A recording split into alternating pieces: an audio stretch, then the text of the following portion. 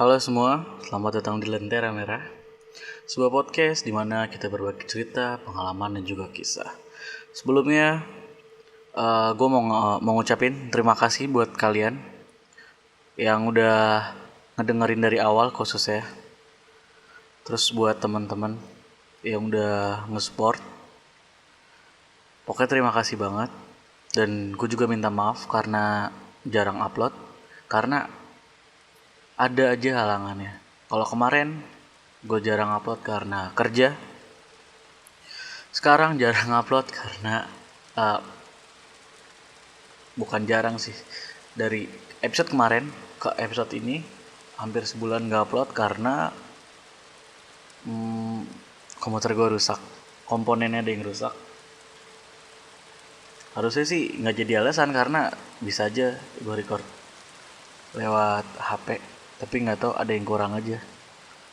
Karena biasa ngeditnya itu di software di komputer kan. Kalau dari HP gue nggak tahu. Kalau emang kalian ada yang tahu, boleh dikasih tahu. DM aja.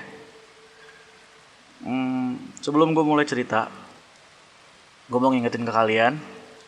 Buat kalian yang mau berkontribusi, buat kalian yang mau ceritain pengalaman kalian atau orang-orang terdekat kalian tentang hal-hal mistis, baik itu pengalaman atau ya sebatas apa yang diceritain orang ke kalian gitu, boleh kalian share ke sini.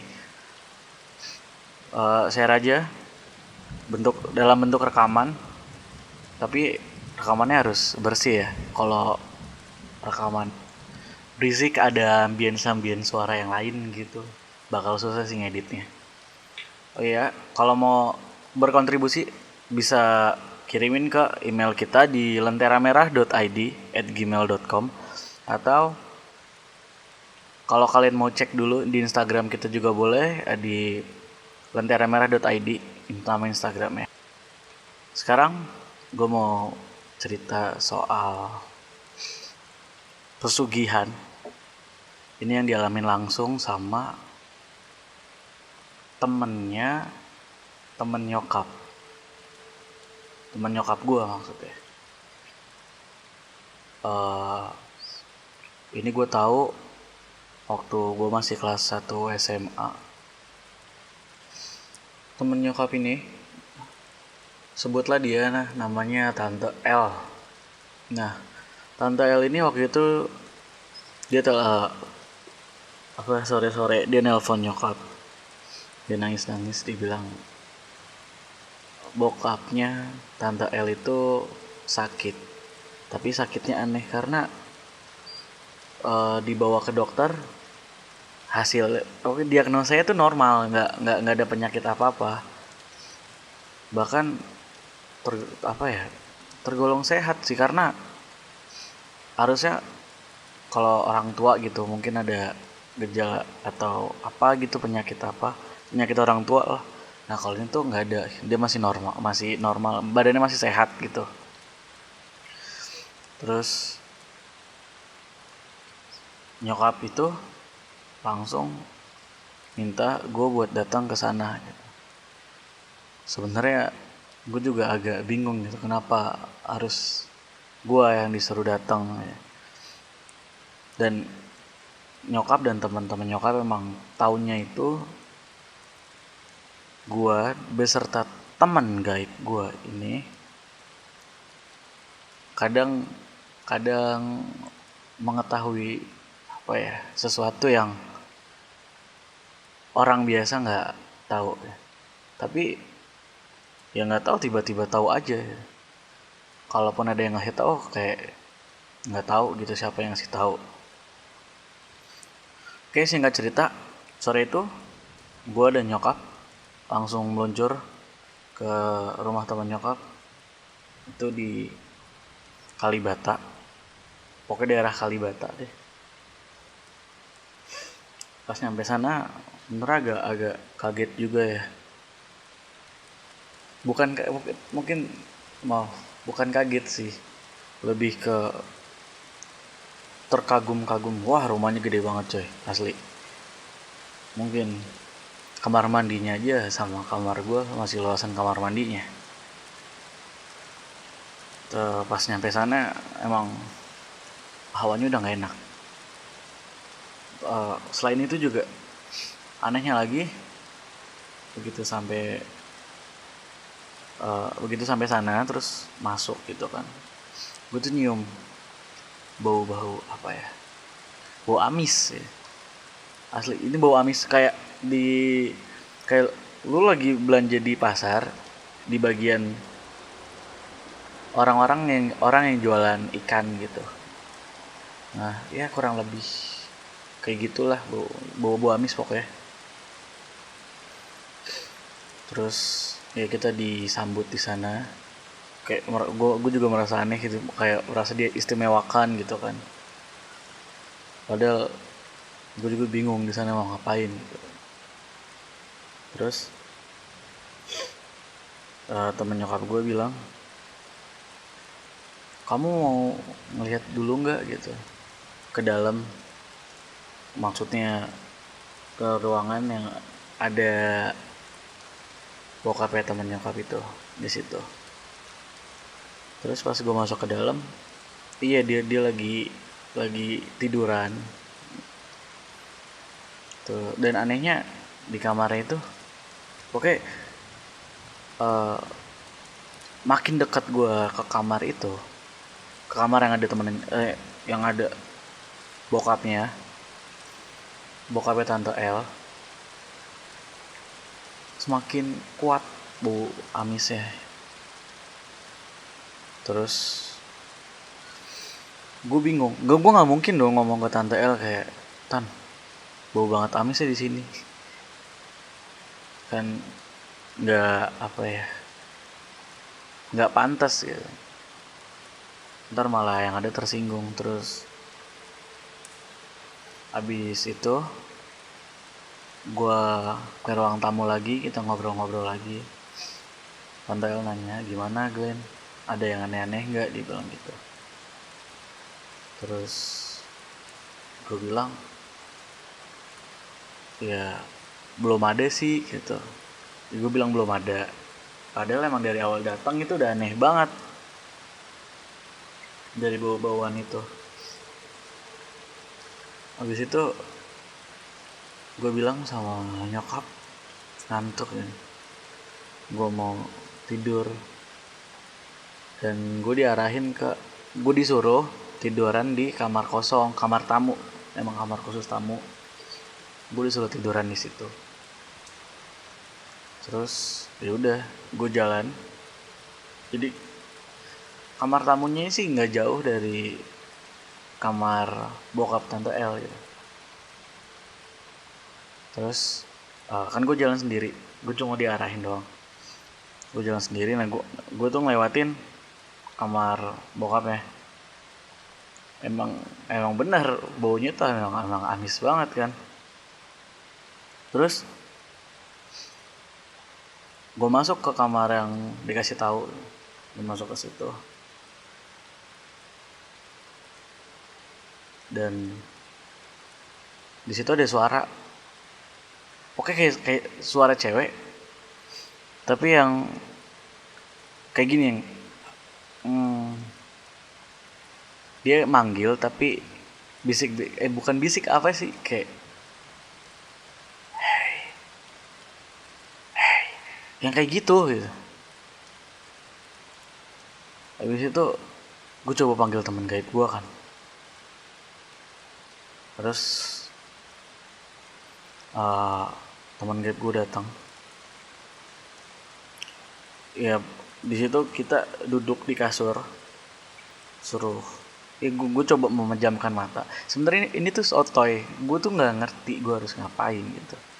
Tapi kayak seolah-olah badan gue tuh dituntut untuk melakukan itu gitu. Kayak bukan itu, digerakkan gitu. Lalu gue coba menjamin mata, terus suara itu makin kenceng dari yang cuma hey, terus jadi kayak pergi kalian dari sini, kayak gitu, kayak diusir. Habis itu karena apa, gue merinding sih. Terus gue buka mata, dan pas gue buka mata bener, di depan gue ada 3 ular. Badannya orang tapi cuma dari pinggang ke bawah itu ular. Gambaran gampangnya tuh kayak siluman-siluman yang kebanyakan kalian temui di salah satu stasiun TV. Kayak gitu. Cuma mau apa ya?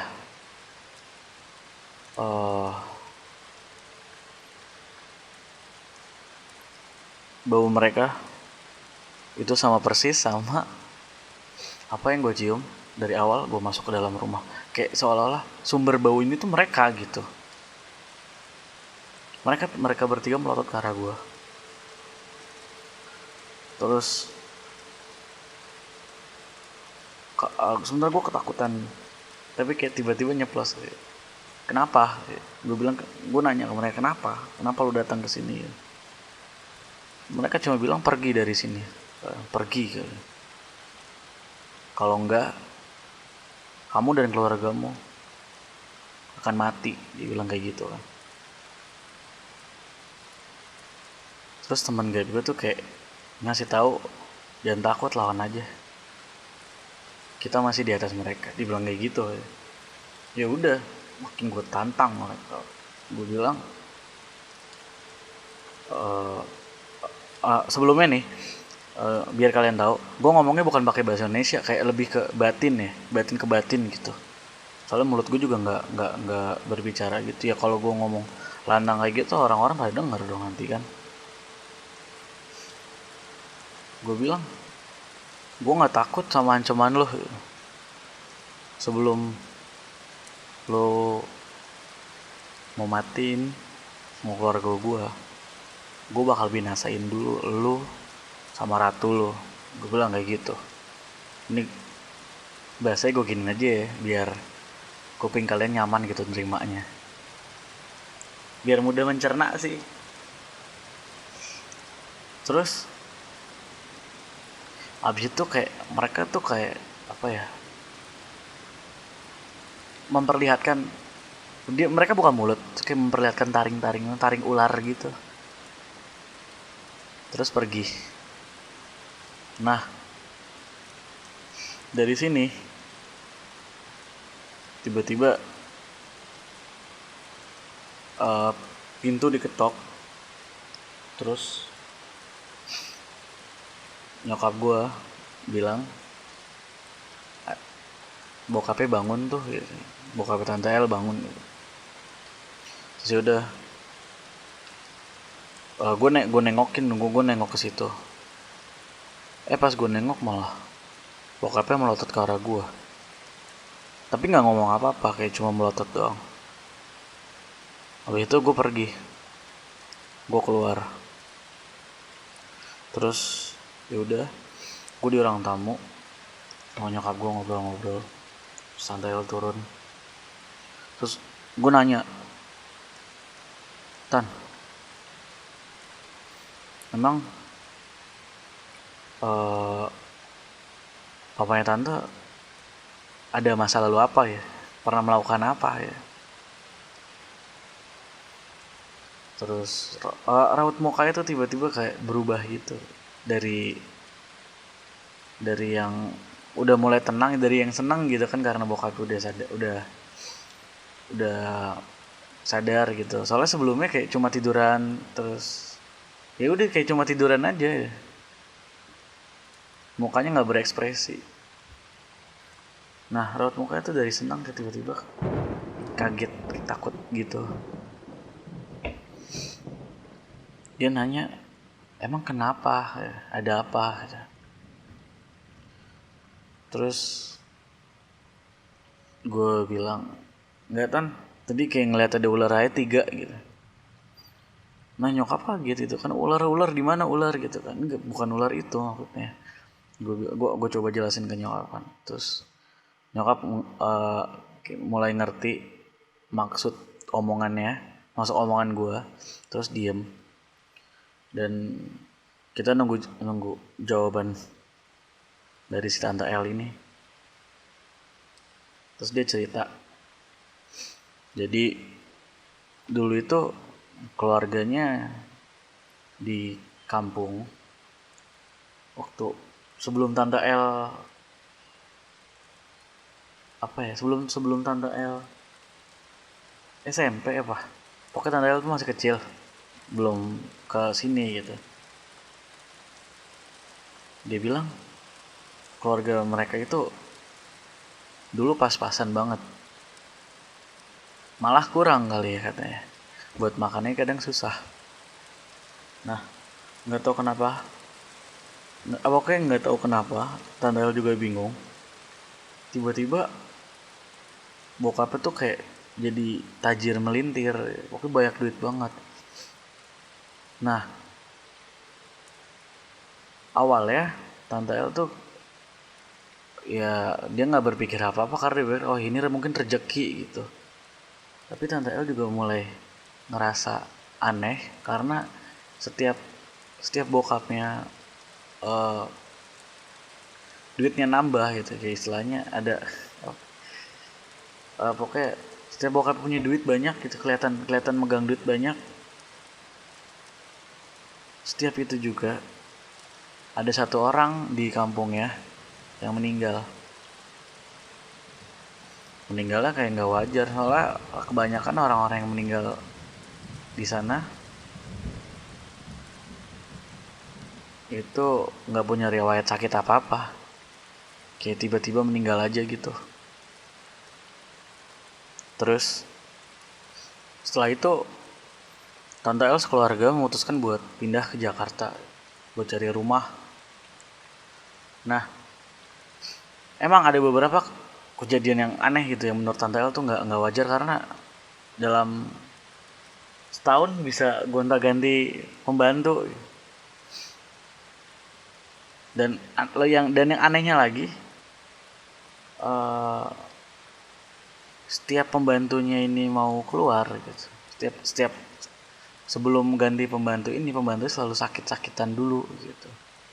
Setelah itu ya udah, sampai sekarang si pembantunya ini nggak ada kabar. Keluarganya juga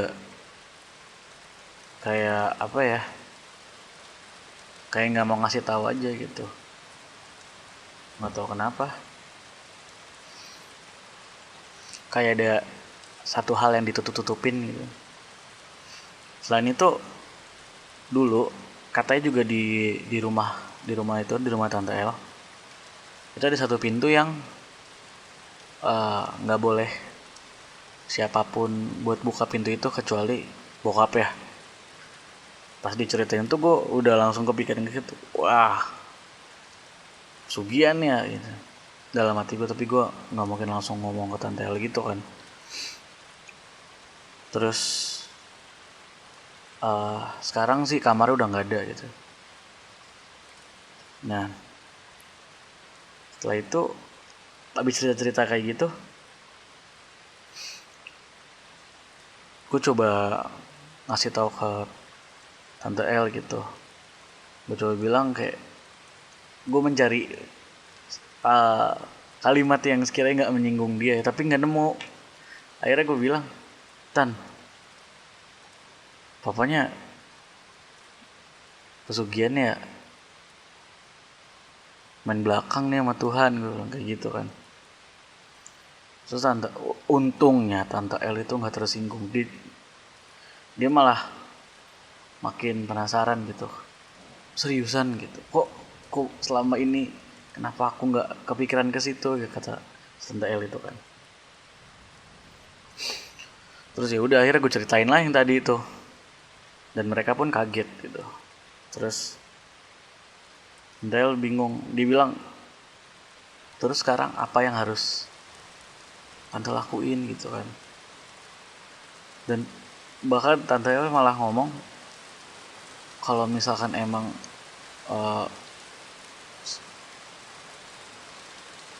papa tante itu udah waktunya buat pergi, tante ikhlas gitu. tanya gitu. Terus gue bilang bener tan ikhlas gitu. Iya bener. Gue juga ngapain sih orang ikhlas masih gue pertanyakan. Setelah itu ya udah gue bilang tan aku mau masuk kamar lagi ya gitu. Kamar yang tadi tapi bukan kamar si papanya. Terus gue masuk kamar tadi. Ya udah gue tiba ngelakuin hal yang tadi lagi. Gue duduk di kasur sila, gue pejamin mata. Terus gue aduh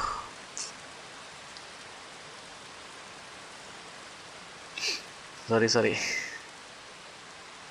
agak ngeri gitu ceritainnya. Ya gue duduk, gue sila, gue pejamin mata. Terus teman gaib gue panggil.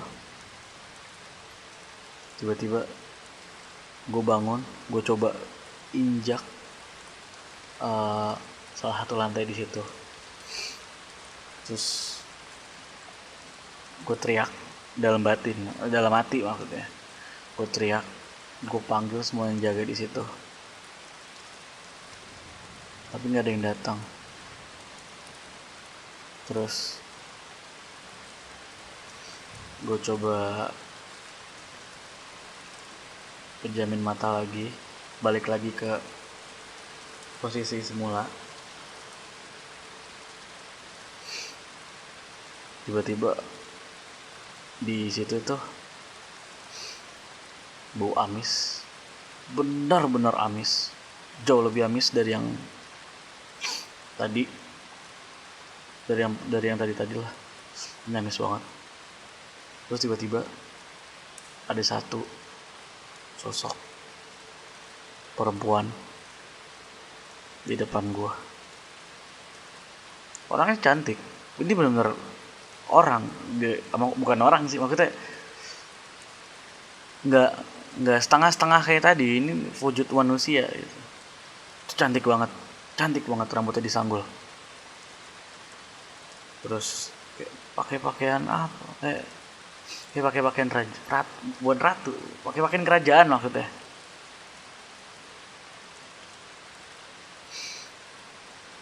Terus dia nanya, dia bilang kamu mau apa di sini, dia bilang kayak gitu. Terus gue jawab, saya mau kalian semua pergi.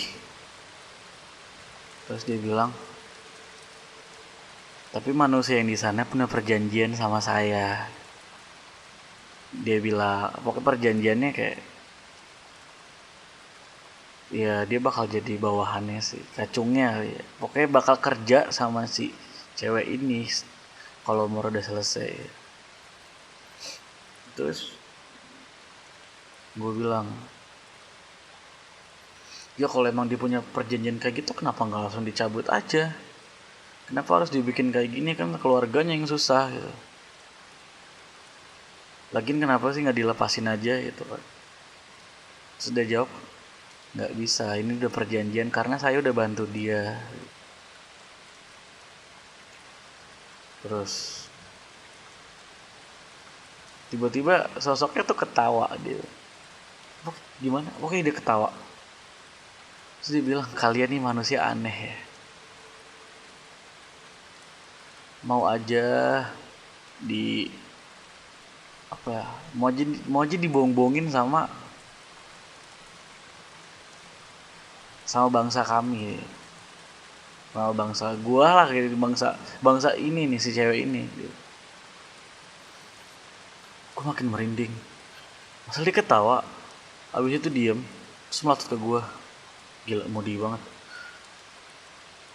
Terus gue bilang, ya kalian juga jin mau bantu-bantu aja gitu. Mentang-mentang persyaratannya kayak gitu. Terus dia nggak jawab apa-apa. Terus gue bilang lagi, terus kalian mau pergi nggak dari sini? Bilang kayak gitu kan. Dia malah apa namanya, kayak tiba-tiba ada asap gitu di situ. Asapnya bau bangke, asli bau banget, parah bau bangkai.